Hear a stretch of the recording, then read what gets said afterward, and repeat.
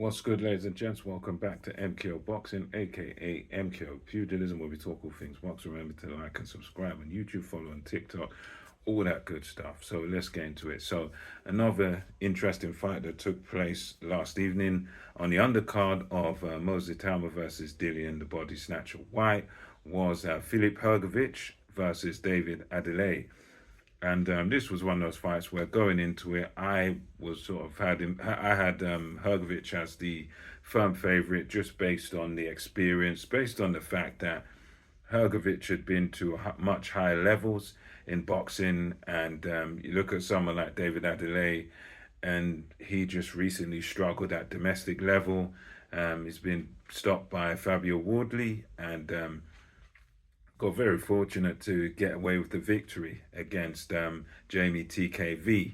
Very controversial result there, and he was losing that fight. So for me, I thought, well, you've fallen short of domestic level, so going at world level, you're probably going to lose to the guy that's been, only lost to Daniel Dubois. Um, and yeah, it turned out to be a decent fight. I would say, in my opinion, quite a one-sided fight because David Adeleye did have some success in the fight, but it just simply wasn't enough, and it wasn't anywhere close to the amount of success that Filip Hrgovic had. He started off okay. David Adeleye sort of fencing with Hrgovic, had a good round two, but when you watch the fight as we were live, you know you'd struggle really to give him any further rounds, any more than sort of one or two rounds, because the pattern of the fight was just pretty much the same throughout, where you'd have Filip Hrgovic with his straight punches, and also he done well, Hrgovic mixing it up to the head, to the body, giving Adeleye a variety of shots. And it's only for the fact that Filip Hrgovic kind of throws arm punches where he's not really twisting his waist and really putting his all of his sort of might into it. He's not really twisting his hips and doing, throwing the punches with the technique to get that power into him. A lot of what he throws are sort of arm punches where it's just the arm throwing it rather than just twisting, putting your weight behind the shot.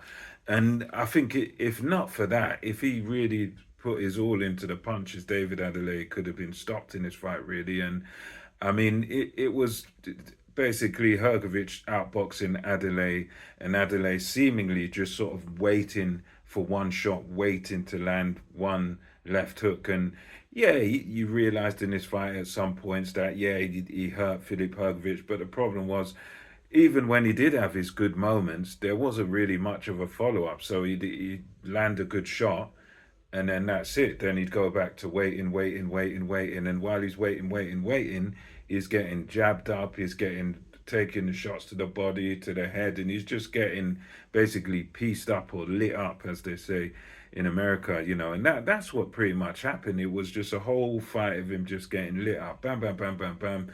Hrgovic just landing every combination under the sun, and Adeleye sort of backing off and trying to look for that one opportunity to land one big shot, and that one big shot never really came. I mean, the closest one you can say was in round 8, where David Adeleye finally came to life. And what happened was Filip Hrgovic hurt Adeleye. Adeleye stuck his tongue out and said, he sort of was defiant in it. And just as he stuck his tongue out and showed his defiance and gave a little roar, Hrgovic piled on the pressure on him once again and put him down. But then, to Adelaye's credit, he came very, very close to putting Hrgovic down and possibly away, because after that knockdown, he came up, he kind of shook himself off, managed to get to Hrgovic, and that's because, Hrgovic is one of those guys, decent boxer, but he's not hard to find. So Adeleye goes after him, manages to find him with, I think it was the left hook, and just winging away at Hrgovic. Hrgovic clearly hurt, but manages to somehow stay on his feet, but he's visibly rocked, and Adelaye's trying to steam into him, and it all gets a bit messy. Hrgovic makes it through the round, so it ends up being another 10-8 round for Filip Hrgovic. And then again, last couple of rounds. Same, the pattern resumed.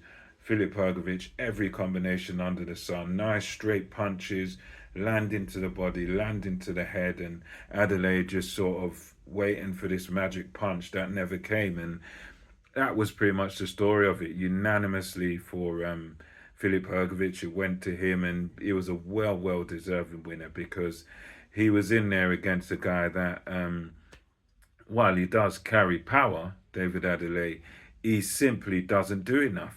And that's what kind of separates elite fighters or world class fighters from sort of domestic fighters in some ways. I mean, don't get me wrong, you don't need to be elite to know that you lose in a fight, you need to throw punch, you need to let your hands go, you lose letting rounds slip away, you need to do something. But Adeleye just doesn't seem to have that switch in his head, or I don't know, maybe it's, I don't think it will be the coaching, because I'm pretty sure I heard Adam Booth say, look, you're losing this fight, you need every round, you need to let your hands go. But Adeleye just doesn't seem to want to do that, or doesn't seem able to do it.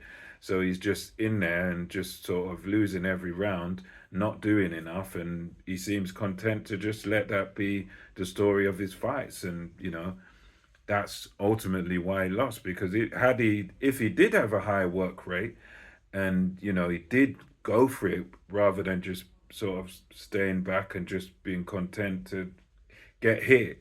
If he actually did something, then who knows? Maybe I think he'd have a chance, because he's a big puncher. He clearly could hurt Filip Hrgovic, but again, if you don't do anything, if you don't want to find a way, or you don't, you don't throw the kitchen sink at your man when you're losing, well, you're just gonna have to be content to lose, and that was what it was. Hrgovic threw every combination under the sun, used him as almost a human punching bag. And Adeleye, yes, he showed bravery, but he also showed a lack of ring intelligence in there, because I don't care who you are, what level, you lose in a fight, you've got to do something. You've got to get aggressive, get in the guy's face. You've got to try and find a way to win. You've got to do something to change the outcome. And Adeleye just didn't have that in his locker. So that's what happened. Unanimous decision, very clear win to Filip Hrgovic. Let me know what you thought about that in the comment section below. And until next time, it's MKO Boxing, over and out.